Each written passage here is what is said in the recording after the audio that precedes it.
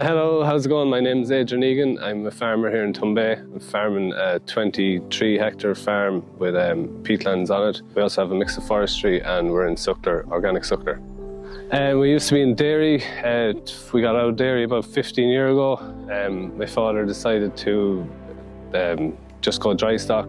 I went and got an apprenticeship, became a plumber, and then it's only in recent years after travelling I came back and decided to start working on the farm. Since then we have gone into organic suckler, beef, and we have a bit of forestry which we're going to convert to continuous cover crop, and we're part of an EIP scheme doing trials on paludiculture crops and re-wetting. So at the moment, if you see in the background here, we're trying some blueberries. I hope to incorporate more blueberries. We're seeing which grow best in this type of conditions. So the blueberries that grow best, I hope to increase across the landscape. Also want to try other crops like mint and herbs. And then also biodiversity is probably one of the most important things down here. You can hear the birds singing there, I hope. But the biodiversity, I want to link it all together, that you can actually work the land and provide for biodiversity is the long-term plan. The life, getting older, had a child, all these things play a part in, I suppose, leaving something behind or changing the farming methods. I think as farmers, we're like the weather. We need to start changing because the weather's changing rapidly. So we need to change our ways of farming. I believe that we can farm with nature rather than against it. Like intensive farming has given farmers a bad rap, I think. I think we can still farm with high productivity and produce good, nutritious food that will work with nature rather than taking everything out and trying to disturb it. We can work with nature and produce food is the long-term goal. My key message, don't be afraid to try new things. That's how you find out if it works or not, by actually doing it on the ground. You can see here there's different projects going on. Some stuff works, some stuff doesn't. I think there's a bad thing out there about re-wetting. Re-wetting is actually the wrong name for it. It should be raising the water table. I think farmers have a misconception that that's flooding. As you can see here, this has been re-wet and the water table has been raised to within 300 mil of the surface, and it's not flooded. We have a lovely pond in the background. Ducks have started recently landing there. You can look at a bog next to us, it's Bordemona. It was a peat harvested bog, heavily harvested. It's like a desert out there because it's drained so intensively.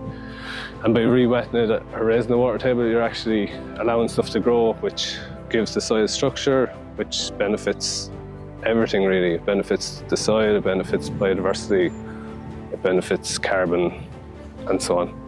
The one thing, they need to start working with more farmers rather than dictating and telling you have to do this, you have to do that. They actually have to bring the farmer along and have a chat, make a plan, see what the best thing to do, trial different things, make sure the farmers are on board first.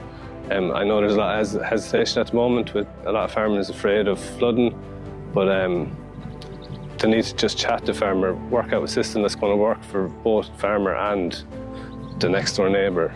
That's one thing we're lucky with here, that we're not affecting other neighbours. There's no one on the right side of us, so we can do this without affecting someone else. But there's a lot of farmers in situations where if one person floods, it floods everyone. And I think everyone needs to be brought on board on that.